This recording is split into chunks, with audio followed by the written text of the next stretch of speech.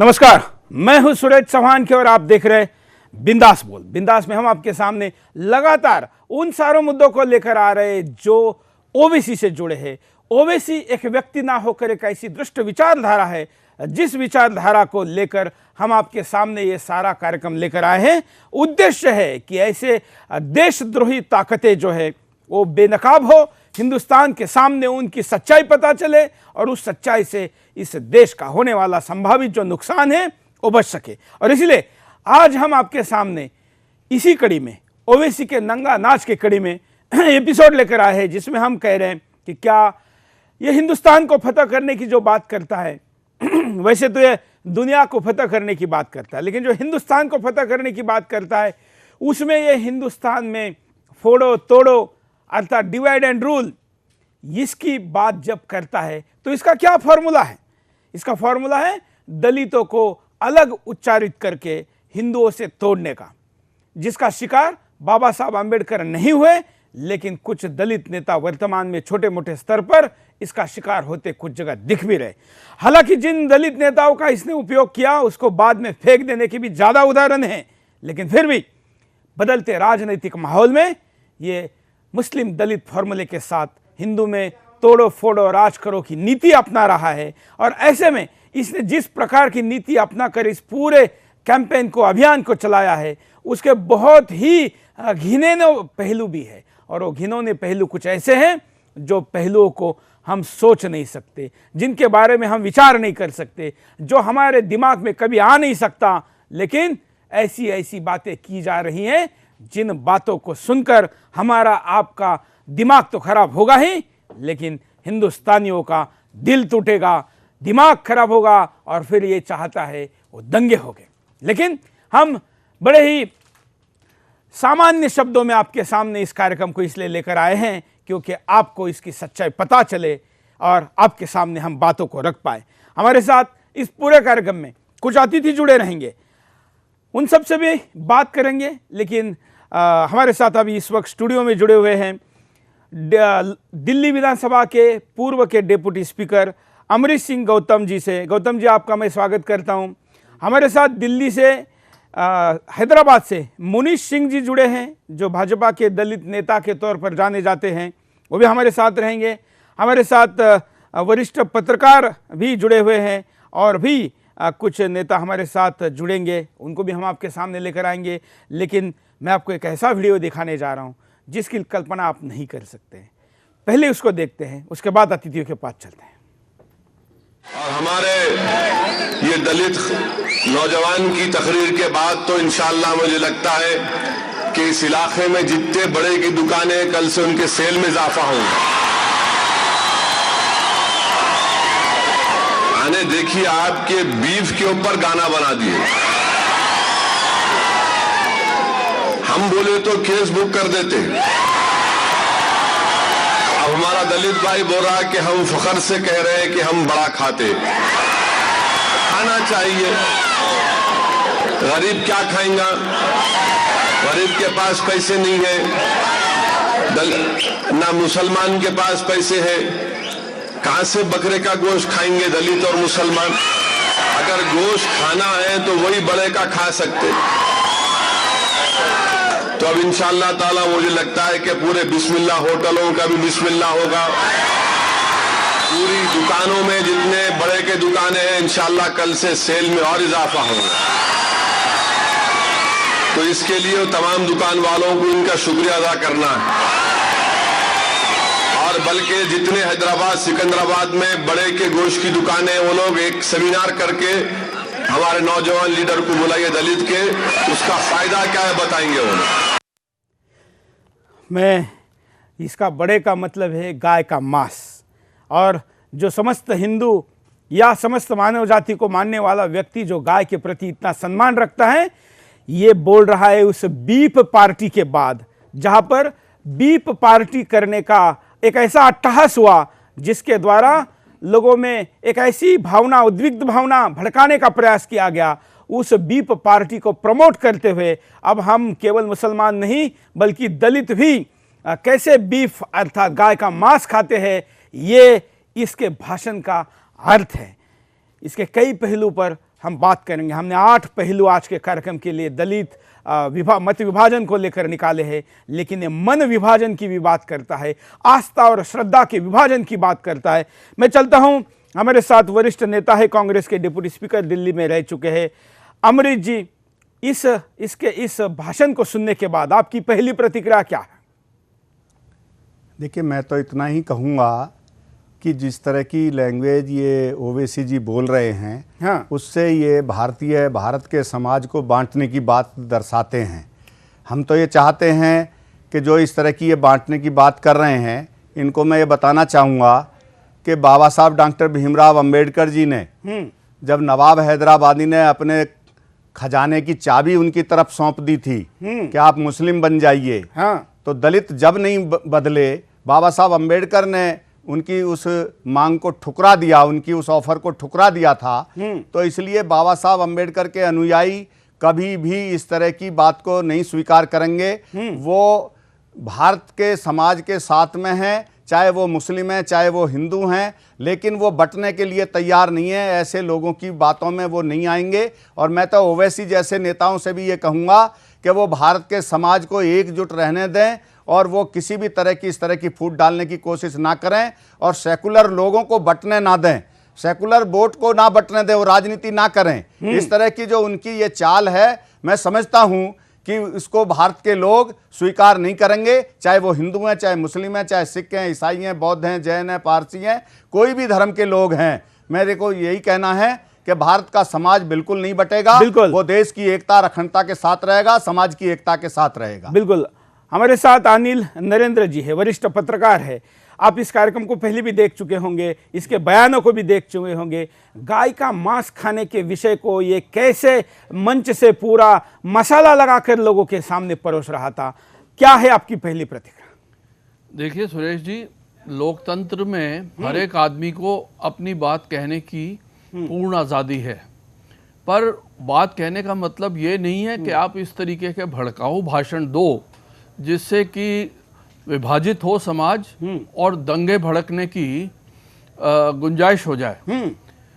देखिए, चिंता की विषय ये है कि कट्टरपंथी अल्पसंख्यक वर्ग जो है वो इनको सपोर्ट कर रहा है। ये पहले तो हैदराबाद सिटी तक ही थोड़े सीमित थे, पर अब महाराष्ट्र के विधानसभा चुनाव में भी ये 2 सीटें ले गए और तथाकथित सेक्युलर सारे जितनी पार्टियां थी, चाहे वो कांग्रेस थी, चाहे वो जेडीयू थी, चाहे वो उसकी अपना लालू जी की पार्टी थी, सब धरी की धराई रह गई। तो ये एक डेंजरस फिनोमिना है देश के लिए, इनका इस प्रकार बढ़ना। बिल्कुल। हालांकि मैं अपनी बात स्पष्ट कर दूं कि ये 2 सीटें ले, 20 सीटें ले, ये मतलब कोई राजनीतिक दल ले तो उसकी चिंता करने का कारण नहीं। कई दल आते रहते हैं, बढ़ते रहते हैं, दूर होते हैं। जनता दल कभी सत्ता में था केंद्र की, आज कहाँ है पता नहीं। ये जो कार्यक्रम चलाने का उद्देश्य है, इसके राजनीतिक प्रगति पर हमें कोई आपत्ति नहीं है। ये देश की राजनीतिक नहीं बल्कि सर्वार्थ से जो दुर्गति करने के लिए फॉर्मूला अपना रहा है, यह हमारा चिंता का सबसे बड़ा विषय है। और इसलिए हम आज तक लगातार 24वें दिन यह कार्यक्रम हिंदुस्तान के सामने लेकर आए और लोगों को बता रहा है कि कैसा नंगा नाच कर रहा है। हमारे साथ हैदराबाद से जुड़े हुए हैं मुनीष सिंह, दलित नेता है, युवा नेता है। हम आपसे जानना चाहेंगे मुनीष जी कि ये दलितों का भी कैसे उपयोग करके आंध्र प्रदेश में, तेलंगाना में राजनीति करता है और कैसे उनको उपयोग के बाद यूज एंड थ्रो की भी नीति अपनाता है, बताइए। सर देखिए, जिस तरह से अकबरुद्दीन ओवैसी और उसका भाई असदुद्दीन ओवैसी यहाँ पर भी तेलंगाना क्षेत्र में जब इलेक्शन हुए थे, उसने इलेक्शन के प्रचार के वक्त कहा था कि ये जितने भी दलित भाई है ये सब हमारे भाई है और इनको भी हमारे साथ मिलकर काम करना चाहिए। मगर ये जिस तरह से दलित भाइयों के बारे में कहता है और ये जिस तरह से उनको भड़काना चाहता है, ये सब इसका सोच गलत है। क्यों? ये जिस तरह से आज आंध्र प्रदेश के इसकी सीट है और अपने महाराष्ट्र में इसकी सीट है और ये पूरे हिंदुस्तान के अंदर ये जहाँ जहाँ पर भी अपने सीट से उम्मीदवार खड़ा करना चाहता है, मैं हमारे वो दलित देना चाहता हूँ कि आप लोग इसके भड़काऊ भाषण में मत आइए। जिस तरह से बाला साहब अंबेडकर जी ने इनको भी एक पैसे से खरीदना चाहा था, वो टाइम पे उन्होंने अपने राष्ट्र के बारे में सोच के उनको मुंह तोड़ जवाब दिया था। तो मैं दलित भाइयों से यही कहूंगा कि इसके भड़काऊ भाषण में ना आए और ना ही उसके ऊपर सोचे, और हमें सब एकजुट होकर आज लड़ने की स्थिति है।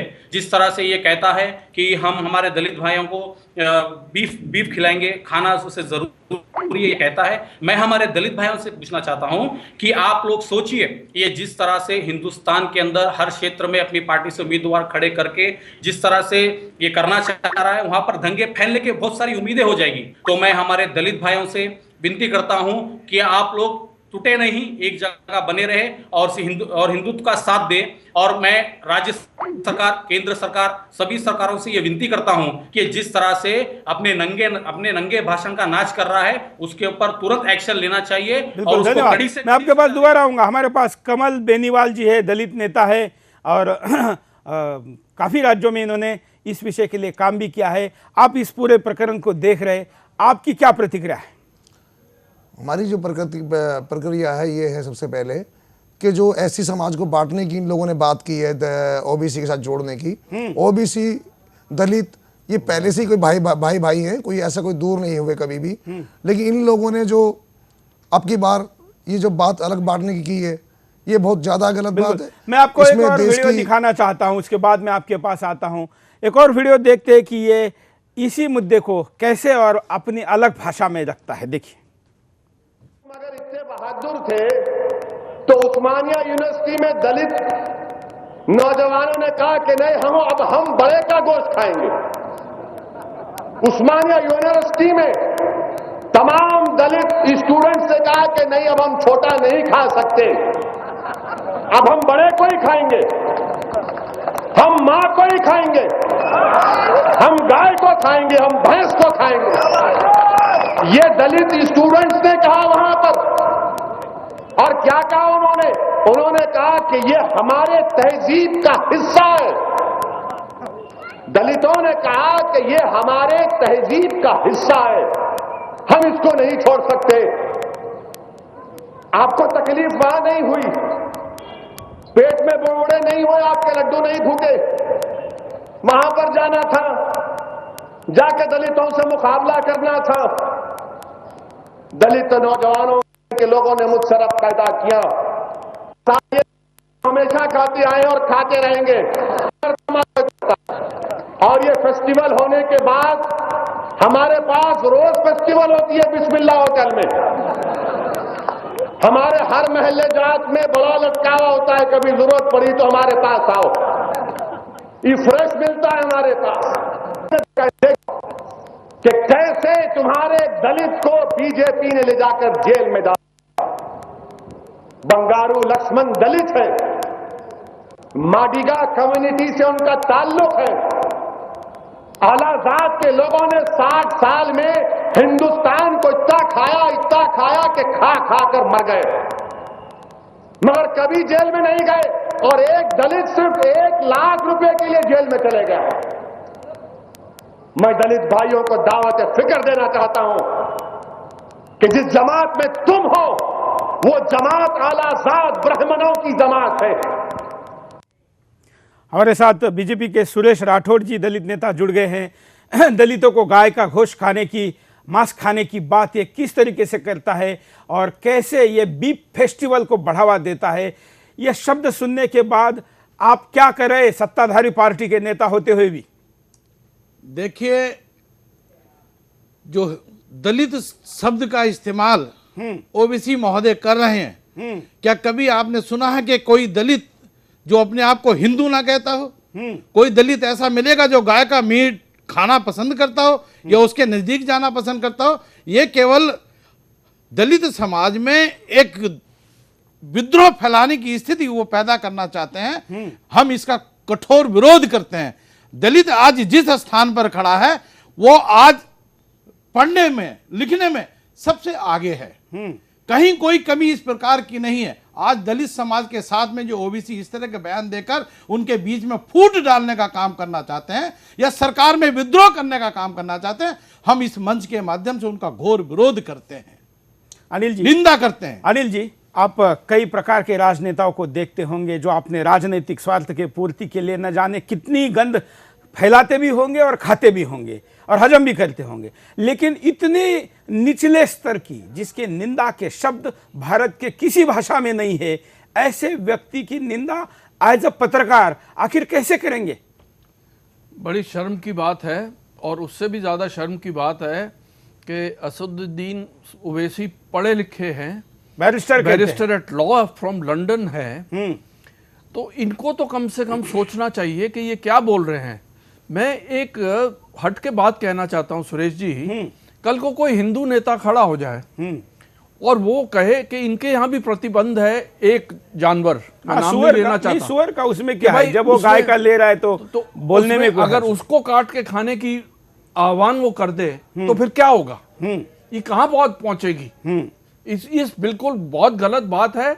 और दुर्भाग्य से वहां की सरकार जो है वो अल्पसंख्यक परस्त है और कुछ नहीं कर रही, और केंद्र सरकार को भी इसमें हस्तक्षेप करना चाहिए। इसके छोटे भाई पे तो शायद केस चल भी रहा है, पर ये इस नहीं, वो कुछ क्या केस नहीं, वो तो ड्रामा था, बस वो कुछ दिन के लिए अंदर भेजा, 10,000 रुपए के जमानत पे बाहर भेज दिया, ड्रामा खत्म हो गया, आगे कुछ नहीं है। फिर वही भाषण चालू है और वही भाषण महाराष्ट्र में दे रहा, और इसीलिए यह कार्यक्रम हम आपके सामने लेकर आए हैं। नहीं, बिल्कुल इसको बिल्कुल बड़ी स्ट्रांगली कंडेम करना चाहिए और इसके स्ट्रांग एक्शन होना चाहिए। और मैं समझता हूं कि मुस्लिम्स में भी ऐसे वर्ग है, देवबंद जैसे हैं जो पढ़े लिखे सभ्य लोग हैं, वो कभी इन बातों को नहीं सपोर्ट करते, वो इसका अपोज करते हैं। उनको भी आगे आना चाहिए ताकि ये कट्टरपंथी जो एक्सट्रीमिस्ट्स हैं इन पर कंट्रोल लगे, ताकि ये बात आगे ना ज़्यादा जा सके और यहीं पर ही बंद होनी चाहिए। तो मेरा ख्याल है कि भाई गवर्नमेंट ऑफ इंडिया और तेलंगाना सरकार से भी मैं अपील करूंगा कि निजी स्वार्थ से ऊपर उठ के देश हित की बात। तेलंगाना सरकार कुछ सोचेगी ऐसा नहीं लगता है। जिस मुख्यमंत्री की बेटी देशद्रोह का बयान देती है उस मुख्यमंत्री से क्या अपेक्षा की जाए, लेकिन फिर भी आप मीडिया में, हम लोगों का काम है इस विषय पर बोलते रहना, लोगों को बात पहुंचाना और मांग करते रहना, वो अपन करते रहेंगे। मैं अमृत जी के पास जाऊंगा। अमृत जी, कितना भी विवाद समाज में क्यों ना हो जाए, गाय, भगवान ऐसे आस्था के विषय का कभी उपयोग नहीं किया जाता, खास करके उसको ठेस पहुंचाने का उपयोग नहीं किया जा सकता। तो ये करने की ये प्रक्रिया या जो भी परंपरा कहे इसने जो लाई है, ये हिंदुस्तान की तो नहीं कही जा सकती। देखिए, सच्चाई है, जितनी भी कठोर शब्दों में निंदा की जाए उनके इस बयान की वो कम है। और मैं तो ये कहना चाहूँगा कि ऐसे आदमी को कठोर से कठोर सजा देनी चाहिए और मीडिया को इसका ऐसा ज़्यादा प्रचार भी नहीं करना चाहिए और उन ताकतों को भी बेनकाब करने की आवश्यकता है। तो इसका महिमा मंडन करे। हमने जब से इसके खिलाफ कार्यक्रम चालू किया है, समाज के हित में नहीं है ये बातें, किसी का महिमा मंडन करना, उसको जो है ज़्यादा से ज़्यादा पब्लिसिटी देना, ये सस्ती लोकप्रियता हासिल करने के लिए भी जो नई पार्टी बनाते हैं उनके लीडर इस तरह की सस्ती लोकप्रियता उन्हें हासिल हो जाए, उसको वो ज्यादातर उस तरह के शब्दों का इस्तेमाल करते हैं। ये आजादी की पहले की पार्टी है, निजाम की पार्टी। आपको याद होगा इसके नेता ने सरदार वल्लभ भाई पटेल को दम दिया था कि अगर हैदराबाद के खिलाफ कार्रवाई की सोचोगे तो वहां पर 1.25 करोड़ हिंदुओं का कत्ल किया जाएगा। ये मैंने तो इस तरह की बातें करने वालों उनको पहले से लगाम लगानी चाहिए और इसका प्रशासन को कार्रवाई करनी चाहिए, कानूनन कार्रवाई करनी चाहिए। लेकिन इस तरह की बातों को अगर हम प्रचारित करेंगे तो समाज में गलत धारणा पैदा होगी और समाज को उस तरह का कुछ % लोग फिर भी ऐसे होते हैं जो उधर बहक जाएं, तो उन लोगों को लेकिन वो ना बहके, इसीलिए उसको बहकने से रोकने के लिए समाज में और तरह से जागृति लाने की आवश्यकता है। और मैं समझता हूं कि आज दलित समाज जो पढ़ लिख करके वो अच्छी तरह से सोच रहा है और बाबा साहब डॉक्टर अंबेडकर के मिशन को ही नहीं, वो बापू गांधी के मिशन को भी समझ करके देश और समाज के हित में काम करता है। और मैं समझता हूं कि इस तरह की जो हरकतें लोग कर रहे हैं ये कहीं ना कहीं विदेशी ताकतों से उनको धन मिल रहा है। और मैं समझता हूं कि कुछ सियासती पार्टियां हमारे देश की भी उसको बढ़ावा देने की कोशिश कर रही हैं, क्योंकि वो अपना मंसूबा पालने के लिए, अपने हित को साधने के लिए ऐसे नेताओं को बढ़ावा देती हैं, हर तरह का बढ़ावा देती हैं, हर तरह की उनकी मदद करती हैं। ऐसा मुझे कहने में कोई गुरेज नहीं है। तो इस तरह की ताकतों को भी देखना चाहिए और उनको भी बेनकाब करने की आवश्यकता है।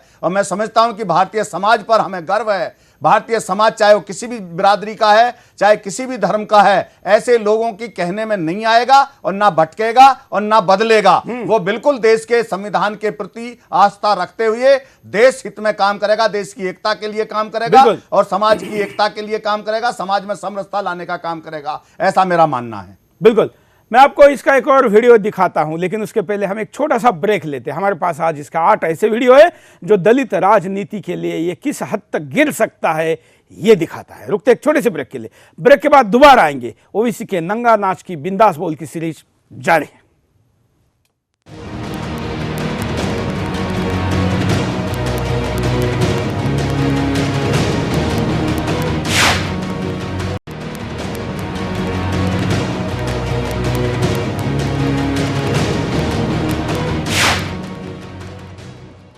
ब्रेक के बाद आपका एक बार फिर से स्वागत है। आप देख रहे हैं बिंदास बोल, और बिंदास में हम आपके सामने मुद्दा लेकर आए ओवैसी के नंगा नाच का लगातार 22वां दिन हम आपके सामने लेकर आए हैं।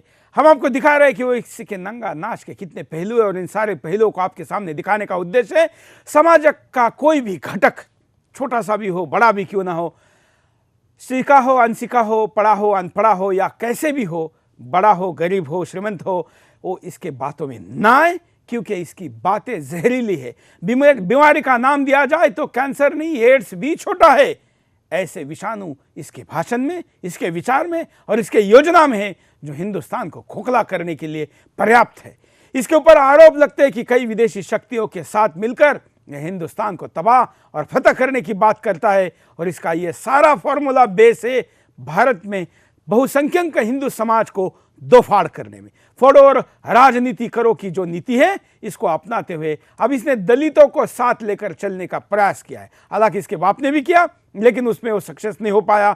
अब ये करके देख रहा है, कितना सक्सेस होगा ये देखना है। हालांकि मुझे विश्वास है कि इस देश का दलित समाज कभी भी ऐसे लोगों के बातों में खास करके तब तो नहीं आएगा जब उनके धार्मिक आस्था के साथ खिलवाड़ करके उसका उपयोग किया जाएगा। अब देश में कहीं पर भी कोई घटना हो रही है तो दलित अत्याचार के नाम पर वहां पर मिलने जा रहा है। एक वीडियो आपको दिखाते हैं, देखिए। हमारा मानना यह है कि पुलिस जानती है कि ये वाकया किसने किया, क्योंकि ये शहर का इलाका नहीं है, औरंगाबाद शहर नहीं है, ये एक छोटा सा विलेज का इलाका है। यहाँ पर सबको मालूम कि कौन आता है कौन जाता है। तो पुलिस अब तक गिरफ्तार करना चाहिए था, उनको ले जाकर क्वेश्चनिंग करना था, मगर क्योंकि मरने वाला दलित है, मगर क्योंकि मरने वाला दलित है, मगर क्योंकि मरने वाला दलित है, इसीलिए खामोशी अख्तियार की जा रही है। मैं दर्शकों को भी बताऊं कि ये जो वीडियो है ये महाराष्ट्र का है, और विशेष बात यह है कि तेलंगाना जिस सरकार का ये समर्थन कर रहा है, वहाँ पर जब ये आंध्र प्रदेश में किरण रेड्डी का समर्थन कर रहा था, तब ये किसी भी दलित नेता या दलित समाज में कहीं पर अत्याचार हुआ तो वहाँ पर नहीं गया, क्योंकि अपने राज्य में ये करने में इसको असुविधा है। लेकिन दूसरे राज्यों में अगर पैर फैलाना है तो वहाँ पर ये करना उसका स्ट्रैटेजी का हिस्सा है।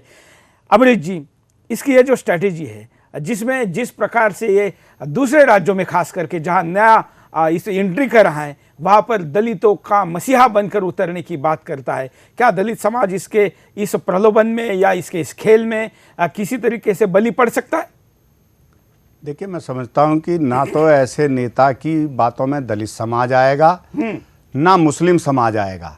वो इस तरह की जो आज मुस्लिम समाज भी सब जान रहा है कि हमारी जो तरक्की है वो झगड़ों से नहीं है, हमारी तरक्की है शांति से, अमन से, और अमन और चैन और शांति रहेगी तो उस समाज की तरक्की है। और दलित भी ये समझ रहा है कि हमें इन दूसरी लोगों के कहने में या किसी भी नेता के कहने में उस पचड़े में नहीं पड़ना चाहता। वह भारत के समाज के साथ में मिल करके और अपने आप को जो मुख्य धारा से जोड़ करके चलता है। मैं समझता हूं कि दोनों ही समाज, चाहे मुस्लिम समाज है, चाहे दलित है, और चाहे हिंदू धर्म की और कोई भी कम आबादी वाली जातियां हैं, मैं समझता हूं कि कोई भी ये नहीं सोचता कि हम इस तरह से बट के चलें, चाहे राजनीतिक हिसाब से वो कहीं भी किसी भी दल के साथ रहे, लेकिन समाज में वो समरसता चाहता है, भाईचारा चाहता है, बिल्कुल। ऐसा मेरा मानना है। बिल्कुल, और ये समरसता ही है जो हमें अपने अपने अस्तित्व के साथ लाखों साल से एक दूसरे के साथ समाज में जीवन जीते रहे हैं, विचार करते रहे हैं, परंपरा को निभाते रहे हैं, लेकिन उन परंपराओं में गलत परंपरा डालने की बात करने वाले लोग दूसरों से भी अपना कैसे प्रचार करवाते हैं। एक मुस्लिम और एक दलित उम्मीदवार देकर लोगों को राजनीतिक दृष्टिकोण से गाजर दिखाने का काम ये जब करता है तो देखिए क्या होता है।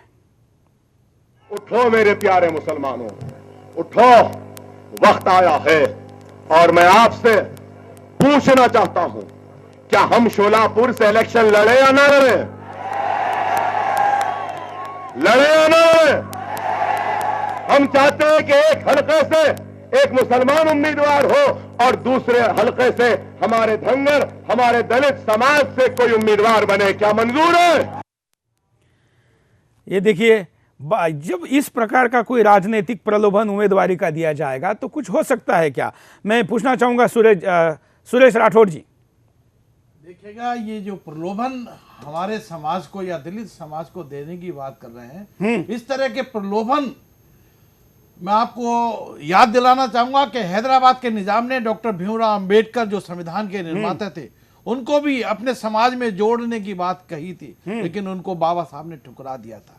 ओबीसी जिस तरह की बात और जिस तरह की लैंग्वेज यूज करके दलित समाज को बरगलाने की जो बातें कर रहे हैं या उसके ऊपर कुठाराघात करने की बात कर रहे हैं, मैं इस मंच के माध्यम से कहना चाहूंगा कि उनको अपने गिरेबान में झांकना पड़ेगा, सोचना पड़ेगा। आज दलित समाज जमीन से उठकर बाबा भीमराव अंबेडकर की बदौलत शिक्षा के माध्यम से हर क्षेत्र में आगे बढ़ा है। अगर वो शूद्रों की बात करते हैं तो शूद्र के सबसे पहले चरण छुए जाते हैं।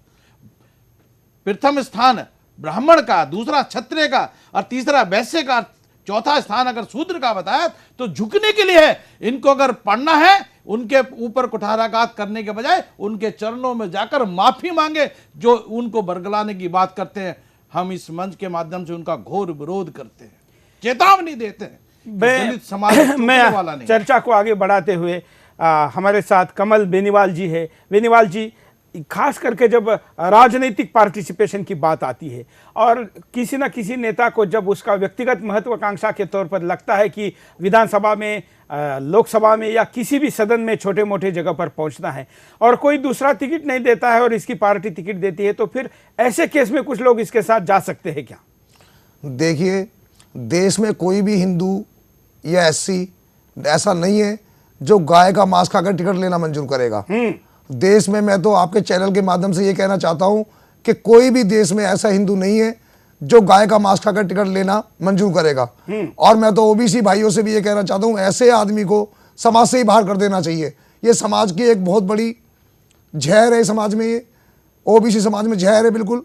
और ये जो एससी के लिए कहा गया कि भाई गाय का मांस खाना, अगर कोई एससी समाज ये कहे कि भाई हमसे टिकट ले लो और तुम ये वाला मांस खा लो, तो ये खाते तो मैं अपना पद भी छोड़ने के तैयार हूं, इन्हें टिकट दिलाऊंगा। वाह, अगर ये खाने को तैयार यही भाषा समझता है, यही भाषा अगर ये भी खाने के लिए तैयार है तो हम भी देख लेंगे, फिर टिकट लेने के लिए तैयार है इनकी पार्टी से। एक बार ये भी हमारी पार्टी से टिकट ले और जिस मांस को ये हमें खिलाने की बात कर रहे हैं अपनी पसंद से, ये भी हमारी पसंद का मांस खाएं फिर हमारे साथ टेबल पर बैठकर, जब हम इनका सुरेश जी कुछ कहना चाहते?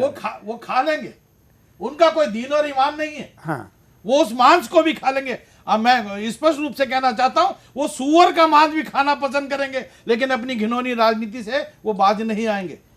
हाँ, बोलिए। देखिए, देश में कोई भी ऐसा एससी एसटी या जर्नल को हिंदू जाति में, जहां तक भी हिंदू जाति हिंदुस्तान में लगती है, सोयो जाति इसके अंदर आती है, कोई भी हिंदू ऐसा नहीं है जो गाय के मांस को हाथ लगाकर भी टिकट लेना चाहेगा। खाने की दूर की बात है। अगर ये लोग ऐसे खा के ले सकते हैं तो हम भी सरकार से अपील करेंगे कि इन्हें टिकट दिए जाए और इन्हें मीट खिलाया जाए। चलिए, खैर, मैं हाँ, बोलिए। मैं ये कहना चाह रहा था कि देखिए, इनको औरंगाबाद में समर्थन तो मिला है, आप माने वहां पर भी इन्होंने दलित मुस्लिम वाला गेम किया, क्योंकि वहां से इन्होंने सीट जीती है।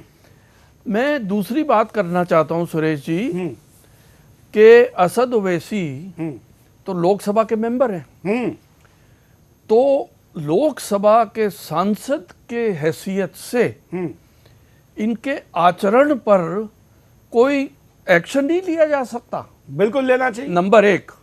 नंबर दो कि चुनाव आयोग इसका संज्ञान क्यों नहीं ले रहा?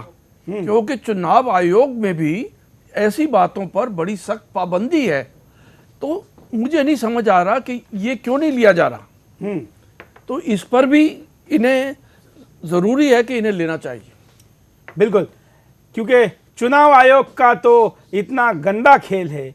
चुनाव आयोग के पास तो करोड़ों फोन जाने के बाद भी चुनाव आयोग ने कोई प्रतिक्रिया नहीं दी। लेकिन लोकसभा वाला मुद्दा आपने अच्छा उठाया है कि इसका भाई जो विधायक है तो वहां पर विधानसभा के सभापति को और जो सांसद है वो लोकसभा के सभापति को ये कहा जा सकता है कि आपका जो सदस्य है इसका समाज में जो आचरण है ये निश्चित तौर पर दोनों सदनों के सदस्यों को शर्मिंदा करने वाला है और दोनों सदनों के स्पीकर को इस विषय में दखल देना चाहिए। दर्शक जो कि इस विषय को फॉलो करें और विभिन्न नेताओं को फोन करें, वो लोकसभा के स्पीकर को भी फोन करें और तेलंगाना के विधानसभा के स्पीकर को भी फोन करें और उनको कहे कि आपके सदस्य कैसा नंगा नाच करें, इस पर वो जरूर कोई ना कोई कार्रवाई करे। तेलंगाना का तो हाउस भी चल रहा है और वहां पर तुरंत ही ये बात हो सकती है और 24 तारीख से दिल्ली में लोकसभा का भी सदन शुरू होने वाला है। ऐसे में लोकसभा के सभापति ने भी इस विषय पर कुछ किया जा सकता है।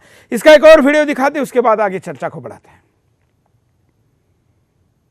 गुलबर्गा में आज पूरे अवाम असदुद्दीन भाई और अकबरुद्दीन भाई को बुलाने के लिए मुझे भेजे हैं कि एक दलित के नाते और शेड्यूल्ड कास्ट के नाते मैं गुजारिश कर रहा हूं कि असद भाई से 25 करोड़ हिंदुस्तान में मुसलमान लोग हैं, लेकिन 28 करोड़ दलित लोग हैं। तो ये 25 करोड़ और 28 करोड़ दलित एक हो गए तो ये हिंदुस्तान हम कब्जा कर सकते हैं बोल के गुजारिश कर रहा हूं। आज हमें असदुद्दीन भाई और हम लोगों ने एमआईएम हिंदुस्तान में कम से कम 50 सीट लाने का कोशिश करना है। पूरे दलित और मुसलमान एकजुट होके आज हिंदुस्तान में लड़ना है। तो देखिए ये क्या बोल रहा है और ये यही फॉर्मूला है जो मैं कह रहा था। अनिल नरेंद्र आप पूछ रहे थे, ये इसका फॉर्मूला है और एक दलित नेता है जो दलित नेता के मुंह से ये बातें कहलवा रहा है। 25 करोड़ की बात तो ये करता है, 28 करोड़ कहने वाला भी कोई पगला ढूंढ के लाया है और अपने स्टेज से बुलवा रहा है। बिल्कुल सही कह रहे हैं आप। और मैं आपको बधाई भी देना चाहता हूं इस बात के लिए कि आपने एक ये ऐसा ज्वलंत मुद्दा उठाया है। आज दुर्भाग्य से हमारा मीडिया भी वो चीजें प्रोजेक्ट नहीं कर पा रहा जो राष्ट्रहित में है। पार्टी हित को छोड़िए, पार्टी हित की बात नहीं मैं कर रहा, पर जिस तरीके की बात ये असद ओवैसी और ये ओवैसी भाई करते हैं ये तो देशद्रोही है। देश के खिलाफ, देश को टुकड़ा टुकड़ा करना चाह रहे हैं। ये कैसे बर्दाश्त हो सकता है? इस पर जैसे मैंने कहा इस पर सख्त से सख्त कार्रवाई अविलंब होनी चाहिए ताकि दूसरों के लिए सबक बने। बिल्कुल अमरीश जी, आप इतने साल से राजनीति करते हैं, डिप्टी स्पीकर रह चुके हैं, लेकिन ऐसा दरिंदा गंदा फॉर्मूला आपके दिमाग में निश्चित तौर पर इसलिए नहीं आया होगा क्योंकि आप सुसंस्कारित दिख रहे, लेकिन ऐसे लोगों के दिमाग में आता कैसे है? देखिए ये लोग कहीं ना कहीं, मैंने पहले भी कहा कि इनके पीछे देश को बांटने के लिए कोई विदेशी ताकत है, पूंजीपतियों की कोई जमात है जो ऐसे लोगों को बढ़ावा देती है। मैं मानता हूं कि ये बहुत बार जीत करके आए, इनके पिताजी भी जीत के आए ओवैसी जी के, 6 बार वो भी पार्लियामेंट में पहुंचे हैं और 3 बार ये भी पहुंचे हैं। ऐसा मैंने किताबों में पढ़ा है और मैंने अखबारों में मीडिया के माध्यम से जानकारी मिली है। एक ही कॉन्स्टिट्यूंसी से, हाँ, एक ही जगह से ये जीतते आए हैं। लेकिन मैं इतना कहना चाहूँगा कि ऐसे लोगों का मंसूबा कभी भी भारत के समाज को बांटने में अपने आप में ये सफल नहीं हो सकते।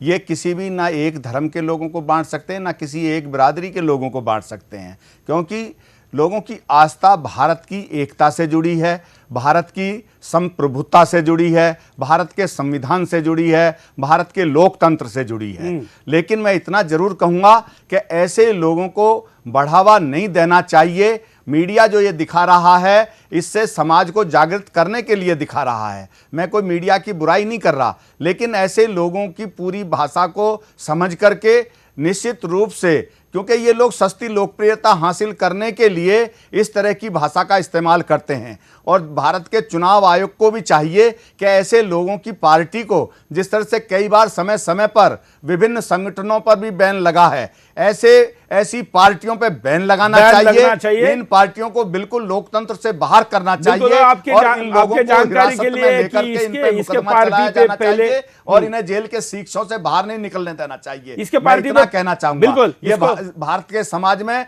जहर घोलने का काम कर रहे हैं, समाज को बांटने की कोशिश कर रहे हैं अपनी सस्ती लोकप्रियता के लिए और अपनी राजनीतिक मंसूबे को हासिल करने के लिए। तो इन पार्टियों पर बैन लगना चाहिए, ऐसे लोगों को जेल के शिक्षों में डाल करके मुकदमा चलाया जाना चाहिए और इनको जेल से बाहर नहीं आने देना चाहिए। बिल्कुल, और वो भी रैपिड कोर्ट में चलना चाहिए जहां पर तत्काल निर्णय किया जा सके, क्योंकि इनके भाषणों को देख के, इनके इरादों को देख के, इनके करतूतों को देख के किसी साक्ष्य की जरूरत नहीं है और लंबे मुकदमे चलाने की जरूरत नहीं है।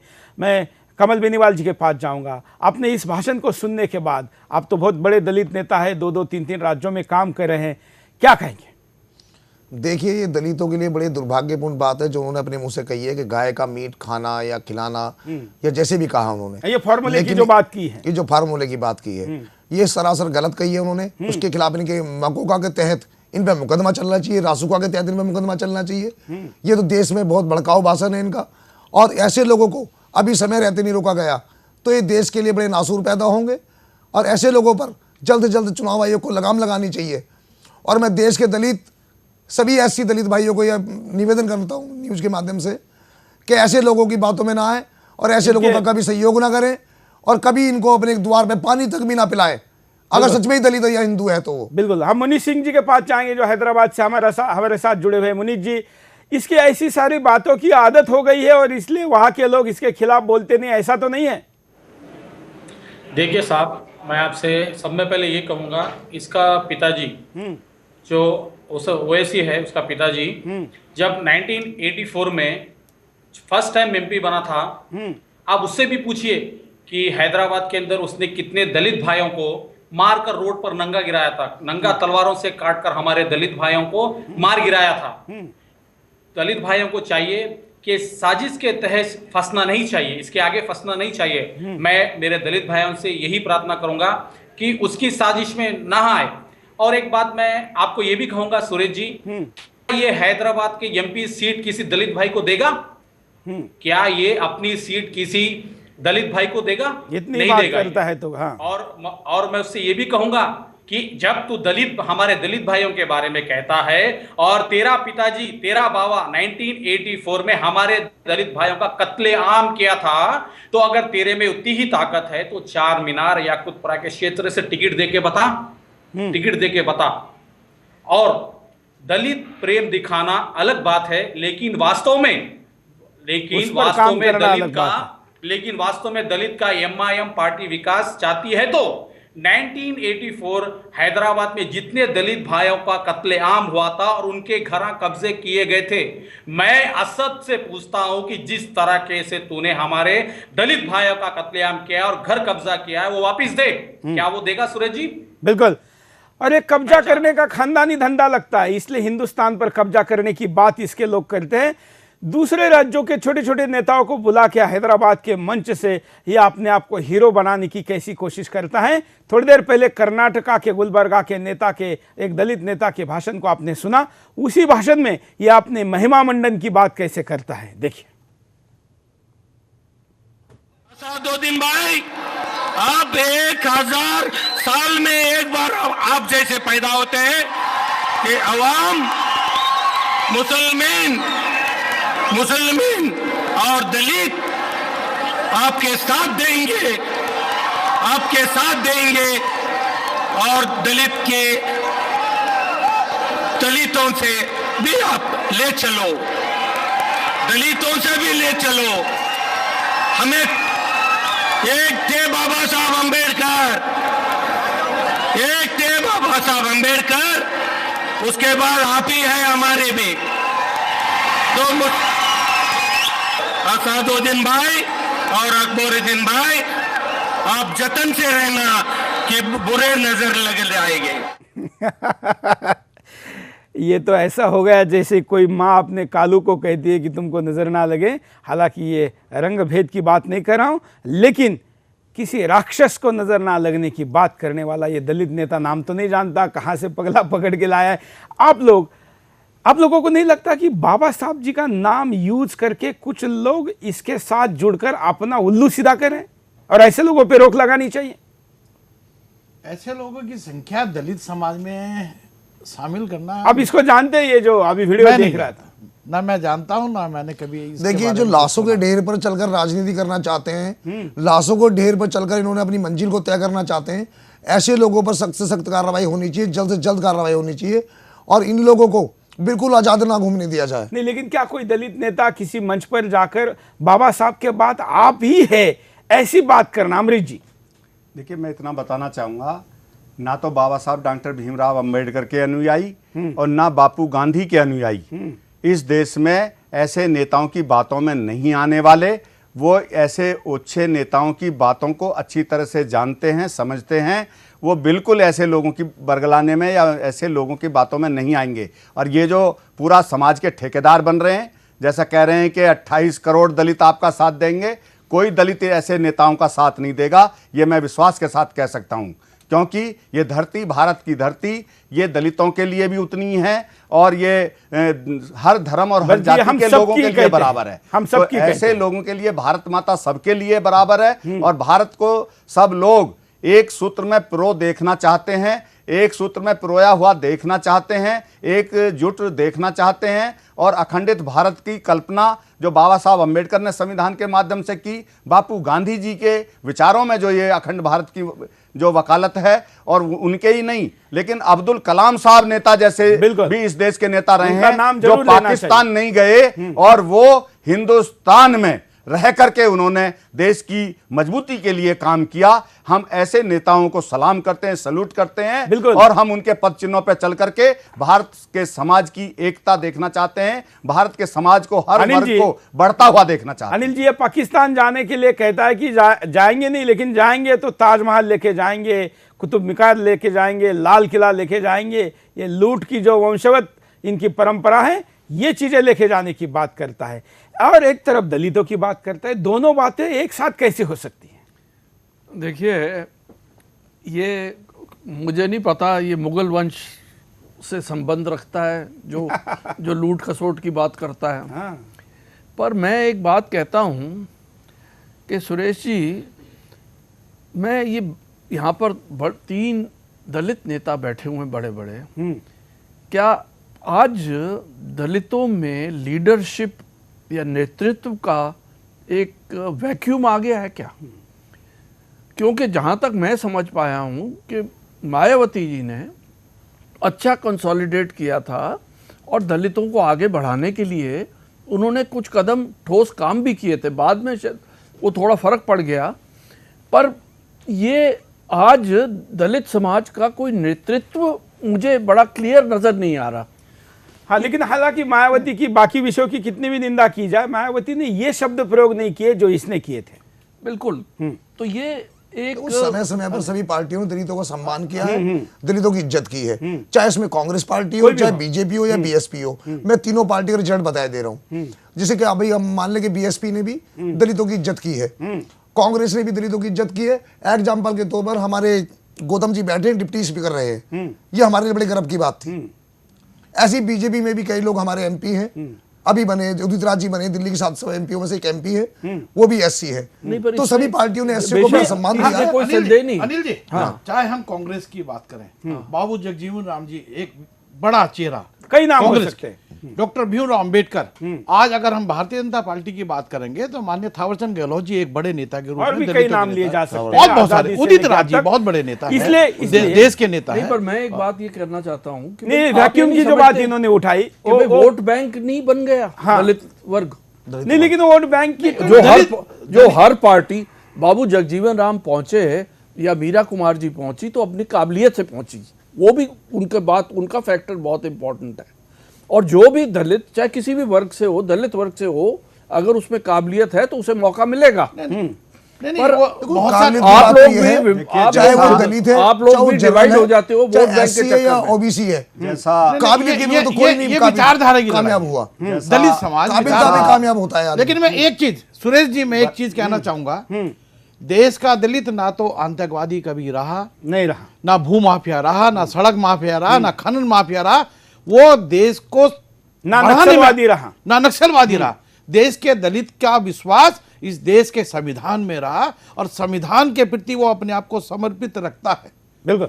वो अपने देश के प्रति बिल्कुल। प्रेम रखता है, उस तिरंगे के प्रति प्रेम रखता है। इसलिए गरीबी ये के आधार पर, दलित- ये इसलिए दलितों गरीबी को के आधार बरगलाना पर चाहते हैं। आतंकवाद की बात करना या नक्सलवाद की बात की थ्योरी जो कम्युनिस्ट लोग रखते हैं वो गलत है। दलित समाज से सबसे ज्यादा गरीब वर्ग होते हुए भी किसी ने देश के खिलाफ, संविधान के खिलाफ, कभी नहीं। यहाँ की आस्था के खिलाफ बात नहीं की। यही परंपरा को छेद देते हुए वो इसमें विष फैलाना चाहता है। आंध्र प्रदेश में ये मुसलमानों की बात कैसे करता है, देखिए।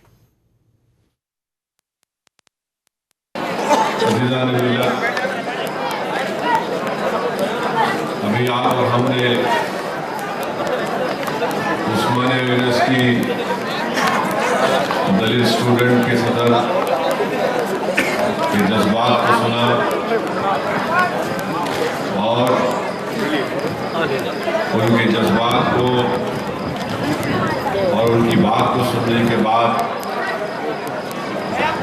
यकीनन मैं समझता हूँ कि अगर इनकी तरह और नौजवान आगे बढ़ेंगे दलित समाज से तो वो दिन दूर नहीं जब आंध्र प्रदेश में भी जिस तरह उत्तर प्रदेश में मायावती ने सबसे कमजोर समाज के सबसे कमजोर लोगों को ताकत बख्शी, उत्तर प्रदेश रियासत में तो लंबा भाषण है। हम इसके बाद पॉलिटिकल बात को रखने के बजाय हम इसके मुद्दों के आधार पर आते हैं कि आपने भाषणों में कुछ जगह पर दलितों की बात कैसे कराए और कैसे दलितों के बात के साथ ये आगे बढ़ाता है। मैं इसका एक और आखिरी बाइट आज के कार्यक्रम की दिखाता हूं, क्या कहता है।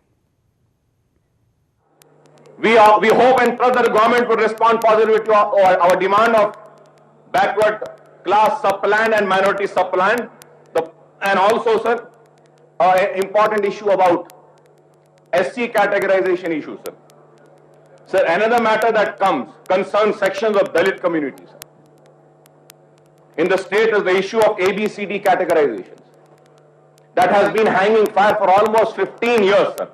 The state government had appointed a commission of inquiry under the chairmanship of Justice P. Ramchandra Raju to examine whether the benefits of reservation were disproportionate. Bite है इसलिए इसको ज्यादा नहीं दिखाते। मैं कुल मिला के कहना चाहूंगा ये वो भाषण है जो इसने विधानसभा में तेलंगाना के आंध्र प्रदेश, संयुक्त आंध्र प्रदेश जब था तब उसके विधानसभा में दिया था। और एक विशेष बात यह है कि जब दलित या मुस्लिम दोनों में से किसी एक रिजर्वेशन की बात अगर एक ही मानी जाएगी, ऐसा होगा तो क्या होगा। ऐसा जब किरण कुमार रेड्डी ने इसको निजी मीटिंग में पूछा तो इसने कहा कि दलित रिजर्वेशन रहने दीजिए, हमें मुस्लिम रिजर्वेशन चाहिए। यह इसका दलित रिजर्वेशन का असली चेहरा है। जो भाषण आप सुन रहे थे ये यूट्यूब पर भी है, इसको भी देख सकते हैं। और दलित समाज के उन लोग जो कुछ इसके बातों में बरगला कर इसके साथ गए हैं वो इसके सच्चाई को समझ सकते हैं। इस वीडियो को देखने के बाद मैं चारों के पास, आपके पास जाना चाहूंगा। मैं जाऊंगा पहले मुनीष सिंह जी के पास। मुनीष जी, इसका ये जो चेहरा है कि दोनों में से एक रिजर्वेशन को देने की बात आती है तो दलित का रहने दीजिए, पहले मुसलमानों का दीजिए, इस बात का प्रचार आंध्र प्रदेश में आप लोग पूरा क्यों नहीं कर पाए?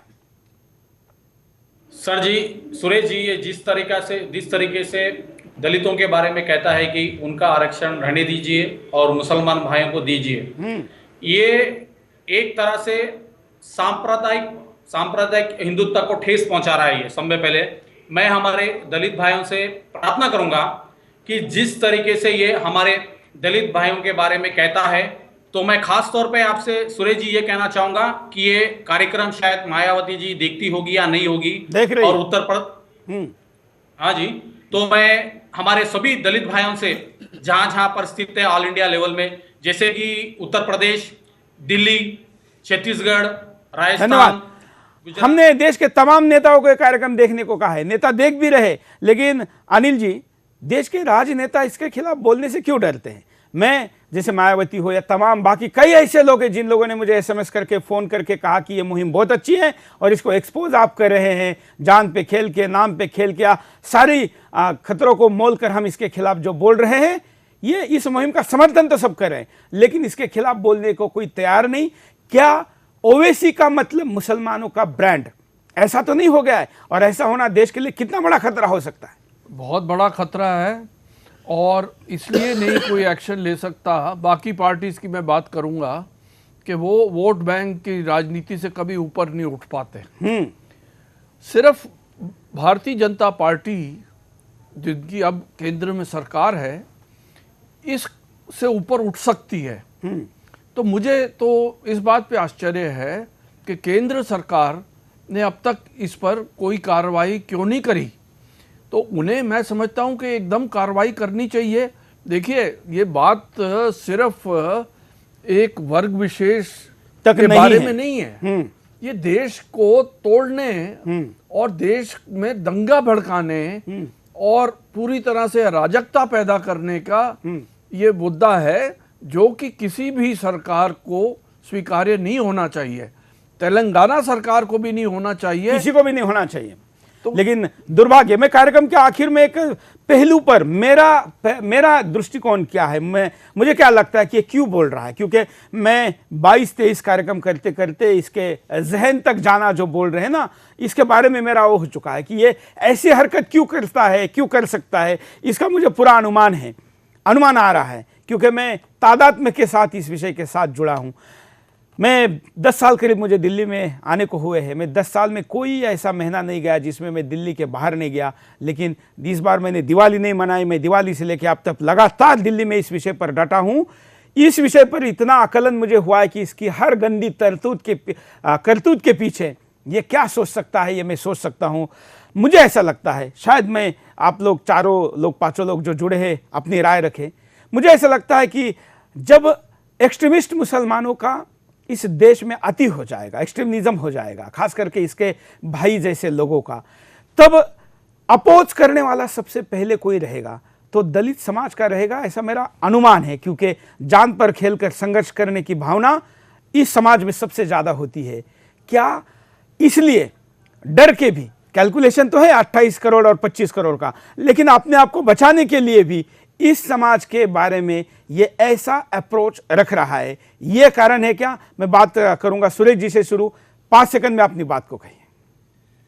देखिए, केवल आतंकवाद फैलाने की दृष्टि से जिस प्रकार के वक्तव्य नहीं, ये बचने के लिए, इसके खिलाफ अगर खड़ा कोई हो सकता है तो दलित समाज से हो सकता है। नहीं, दलित समाज तो इसका विरोध करेगा और इसके लिए खड़े हैं, डट के खड़े हैं। इसको जवाब देंगे, हर पहलू में जवाब देंगे, चुनाव में भी जवाब देंगे। आज तक इन्होंने जो दलित के विरोध में ये प्रश्न उठाए हैं, पूरा देश का दलित जाग गया, इसकी चाल को पहचान गया, समझ गया। इसका दलितों का बात करने का कारण उनसे अपने आप को बचाना, यह है क्या? ये मैं कह रहा हूं। देखो, ये दलितों की जो राजनीति कर रहे हैं, दलितों के वोट बैंक के लिए कर रहे हैं। और ये बड़ी शर्मनाक की बात है कि दलितों को साथ में गाय के मांस खाने के लिए भी कह रहे हैं और दलितों को अपना भाई भी मान रहे हैं। अगर दलित भी इन्हें अपना भाई मान ले तो क्या सुअर का गोश्त खा लेंगे ये? अगर खा लेते तो ठीक है, हम भी गाय के लिए चलो तैयार हो जाते किसी कारण से। लेकिन अगर ये ऐसा कर लेते, मैं इससे सहमत हमारे में, मैं बेनीवाल जी की बात से सहमत, हमारे में हाथ लगाना भी जुर्म होता है। गाय के गोश्त को हाथ लगाना जुर्म होता है। वो हमें खाने के लिए कह रहा है। हम एक टिकट के लालच में, जो हमारे दलित भाई इस प्रोग्राम को देख रहे हैं, वो टिकट के लालच में आकर इसकी पार्टी में ना जाए और जहां जहां इनके प्रोग्राम हो रहे हैं वहां हमारे दलित समाज पहुंचे, दलित समाज के नेता पहुंचे और इसका विरोध करें और घर घर जाकर दलित भाइयों को समझाएं कि ऐसी पार्टी का, ऐसे नेता का विरोध करें। हम जो विरोध कर रहे हैं, हम जो विरोध कर रहे हैं, कोई मुस्लिम जाति का नहीं कर रहे। अमृत जी का समय कमी है। अमृत जी, देखिए, मैं जो चीजें, जो चर्चा आज निकल करके आई है, उसका अंत में क्या, मैं उसमें इतना ही कहूंगा कि मैं दलित समाज से भी कहूंगा कि ऐसे नेताओं की बातों में वो ना आए, और मुस्लिम भाइयों से भी कहूंगा कि इससे हर धर्म का, हर जाति के लोगों का ह्रास होगा, उनकी उन्नति अवनति की तरफ जाएगी। बिल्कुल। इसलिए ऐसे नेताओं की चाल में नहीं आना नहीं, अनिल चाहिए जी। और समाज के साथ में रहना चाहिए और पूरी तरह से अपनी उन्नति की दिखाते बिल्कुल, हुए उन्नति बिल्कुल, की अनिल तरफ जी। बढ़ने के लिए समय कम है। समाज में समरसता लाने की बात करनी चाहिए, भाईचारे की बात करनी चाहिए। मैं सुरेश जी दलित समाज का आभार प्रकट करना चाहता हूं कि अगर हिंदू समाज को बचाया है किसी ने सही मायने में तो दलित समाज ने बचाया है। और आज भी एक अवसर आया है जबकि दलित समाज से हम अपेक्षा करते हैं कि वो ना केवल इन्हें रिजेक्ट करेंगे, इन्हें पूरी तरह से नकारेंगे, बल्कि हिंदू समाज को फिर से जो भी खतरा है उसको बिल्कुल मिटाने में मैं मदद दर्शकों को करें। एक खुशी की बात बता रहा हूं क्योंकि लाइव कार्यक्रम चल रहा है। मुझे एक दलित नेता ने एसएमएस किया है, दिल्ली से एसएमएस है। इसमें कहा है कि ये दिल्ली में रैली करके दिखाए, ये जिस भी रैली में इसका जो भी व्यक्ति जाएगा उसके सामने हम दलितों को बदनाम करने की कोशिश के तौर पर इसने जो गाय की बात कही है इसके बैनर और होल्डिंग हम लेकर जाएंगे और इसकी बात के स्पष्टीकरण के बगैर ये दिल्ली में कोई रैली नहीं कर पाएगा। ये मुझे लाइव में अभी एक दर्शक ने, व्यक्तिगत जो मेरा परिचित है, ऐसे एक दलित नेता ने मैसेज किया। मैं आशा करता हूं कि हमारा कार्यक्रम लोगों तक पहुंच रहा है और लोग इसमें सहभागी हो रहे हैं। हम लगातार इस कार्यक्रम को आपके सामने लाइव लेके आते हैं रात को 8 से 9, इसका रिपीट होता है रात को 11 बजे, रात को 1 बजे और दूसरे दिन सवेरे 9 बजे। इस कार्यक्रम को आप कभी भी देख सकते हैं हमारे यूट्यूब चैनल पर, हमारी वेबसाइट पर और हमारे फेसबुक पर। हमारे फेसबुक पर अब इसको 2 करोड़ से ज़्यादा लोगों ने इस विषय पर चर्चा में सहभागी लिया है और ये संख्या और भी तेजी से आगे बढ़ रही है। मैं आपको फिर याद दिला दूं कि मुहिम रुक नहीं रही है। हम विभिन्न पहलू के साथ इसके जितने डायमेंशन हो सकते हैं वो सारे लेके आपके सामने रोज आ रहे हैं। कल फिर आएंगे नए मुद्दे के साथ। आज सारे अतिथियों ने, जितने लोगों ने, 5 अतिथि हमारे साथ लाइव में जुड़े रहे, उन सबका मैं आभारी हूं कि आपने समय निकाला और इस विषय के साथ समय निकालने से भी बड़ी बात कि आपने सहमति जताई। आपके आभार के साथ, दर्शकों के आभार के साथ, सबको जय हिंद।